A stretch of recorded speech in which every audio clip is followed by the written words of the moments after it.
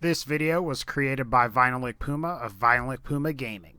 Unlike Borderlands 1, Borderlands 2 and the pre-sequel each have their own debuff elements.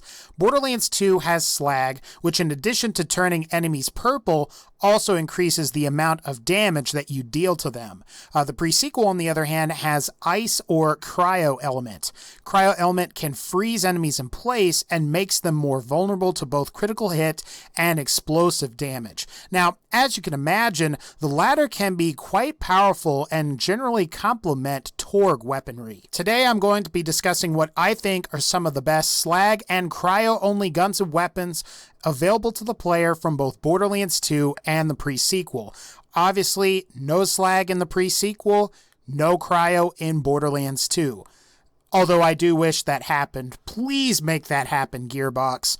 So, without further ado, again, these will be the top 7 best Slag and Cryo guns and weapons in Borderlands 2 and the pre-sequel, starting now. Number 7, the Florentine.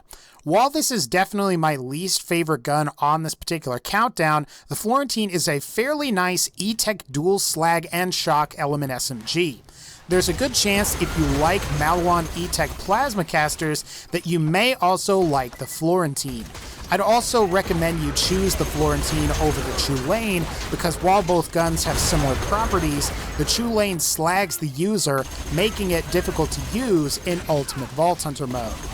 All that said, I do have some complaints with the Florentine.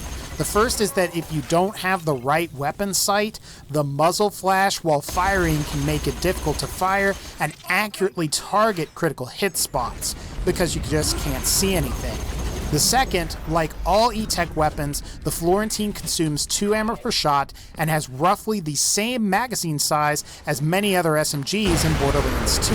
So you're essentially consuming twice the amount of ammo, making it so that you're reloading more than you would with a non-E-Tech SMG.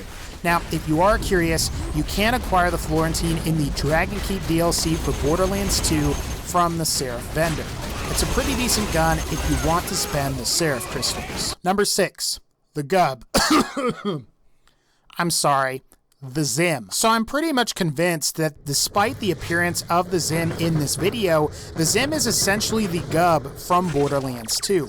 I even remember during some early E3 alpha demos of Borderlands the Pre-Sequel that the Zim literally had the same Gucci-like inspired skin as the Gub did from Borderlands 2. However, I do think thanks to the pre-sequel's better overall endgame balance, the Zim is a much better gun this time around. Like all bandit...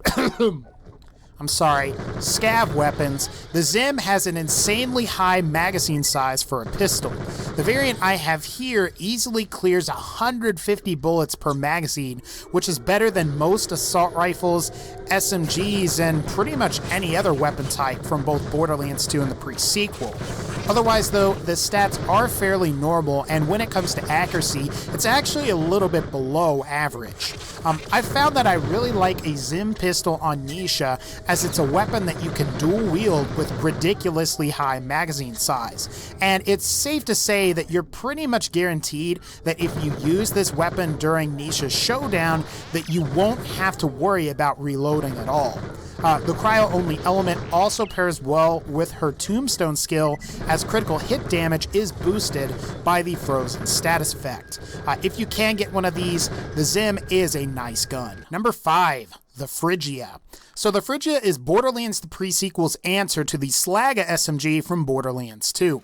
While it doesn't fire 3 projectiles per shot, the Phrygia does have fairly high freeze chance, like the Slag Ax has fairly high slag chance. The other nice thing about the Phrygia is that it's not a legendary item, and it can be acquired as a quest reward for completing the Imperfect Hibernation side quest mission in the Veins of Helios. Now, despite being number 5 on this specific countdown, the Phrygia might be one of the best weapons in Borderlands the Pre-Sequel.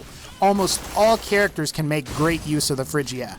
Claptrap can combine it with the Start with a Bang skill in order to deal a ridiculous amount of damage. Athena can use this to quickly freeze her enemies to maintain Maelstrom stacks. Wilhelm can use this to set up enemies for his Power Fist skill. All characters can use this quickly and easily to freeze almost all of the mob enemies in the pre-sequel as well. Overall, I definitely recommend the Phrygia. If you do decide to play Borderlands the Pre-Sequel, this is going to be the gun that you will want in your arsenal. Number 4. The Slag Ax. The Slag Ax is without a doubt the best weapon in Borderlands 2 for slagging enemies.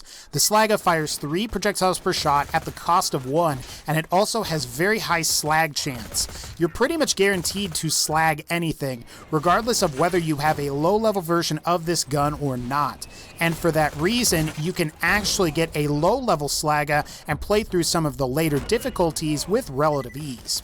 Now, like the Phrygia, the Slag Ax is a great weapon and can be used to great effect on all characters. The Slag Ax goes really well with the fastball though, as you can simply use the Slag Ax to slag an enemy and then you can finish enemies off with the fastball grenade. And this is pretty much an instant kill on most mob enemies and badasses, whether they are in normal, true Vault Hunter mode, ultimate Vault Hunter mode, and even the overpowered versions of Ultimate Vault Hunter mode. That said, the problem with the Slag Ax is that it's a legendary weapon, and like all legendary weapons, it's fairly rare to find. You also have to complete the Zaffords and Hodunks side quest missions, and ultimately side with the Zaffords and kill the Hodunks to require it. And of course, if you've killed the Zaffords, you're going to have to try again on a later playthrough. Now, sometimes it can take you about 30 minutes to farm for this thing, and then other times it can take you over 2 hours, where when compared to the Phrygia from the pre-sequel, I mean, you just complete a quest. That said, if you do have the patience, I think that the Slag Ax is definitely worth it. Number 3, the Excalibur. The Excalibur is a Hyperion railgun laser that always comes in Cryo element, and when you score a critical hit, it is a guaranteed chance to freeze your enemies. In other words, critical hits have a 100% freeze chance whether the enemy has their shields up or not. If you kill a frozen enemy with a melee attack, it causes a singularity which pulls enemies in, and then after that initial singularity, this weapon emits a cryonova, further damaging enemies with the possibility to freeze them as well. While the Phrygia is better as a more general purpose freezing weapon, the Excalibur is ideal up against badass enemies or other enemies with really high health. You can use the Excalibur to freeze them and then swap to another gun to quickly finish them off. At the same time, it's also a nice melee weapon for Athena, as you can constantly stun enemies with the Excalibur Singularity, as well as her very own Singularity skill. Overall though, the Excalibur is one of my favorite weapons from Borderlands the Pre-Sequel. It's a shame that I can't use it in Borderlands 2, but I guess it is what it is. Number 2, the Absolute Zero. So the Absolute Zero is essentially a more powerful version of the Rosie that only comes in Cryo element with a significantly lower magazine size. That said, I think the higher continuous damage bonus and the higher base damage more than make up for that lack of magazine size. Now, other than that, there's not really much else to say about the Absolute Zero. What I will say, though, is that it appears that it can only drop from EOS and Eclipse at the very end of the Claptastic Voyage DLC. And this is somewhat unfortunate, as this boss is somewhat difficult to beat thanks to his high shields and high health. Plus, every time he loses a quarter of his health, his shield fully recharges, and as you can probably imagine, the boss is a real pain in the ass. Even still, the Absolute Zero is definitely a great weapon, and I recommend it. And finally, number 1, the Grog Nozzle. If we're making a list on slag and cryo weapons, how could we not include the Grog Nozzle? This weapon is without a doubt one of the best guns in Borderlands 2. In fact, it's probably the best weapon from all 3 Borderlands games once it's combined with other weapons. Not only does the Grog Nozzle have high slag chance, but it also heals the user for damage dealt from all sources, as well as improves critical hit damage passively, meaning these effects can both be transferred to other other weapons. The Grog Nozzle also has a drunk effect which decreases fire rate, however adds additional projectiles per shot without any additional ammo cost. And if you combine all of these effects together properly, you can make almost any character unstoppable. Now, the Grog Nozzle is pretty much broken on Salvador for this specific reason. You can deal a ridiculous amount of damage to enemies thanks to the boost to criticals and the occasional drunk effect, but you're also healing off of every bit of damage that you deal. The Grog Nozzle, when combined with many of Salvador's other skills, makes him virtually, almost unstoppable and puts him far beyond the other characters in Borderlands 2. After all, guys, I think Salvador does need a buff. Anyway, guys, that's going to pretty much wrap up this particular video. If you like this video, please be sure to leave a like, and as always, take care, and I'll see y'all next time.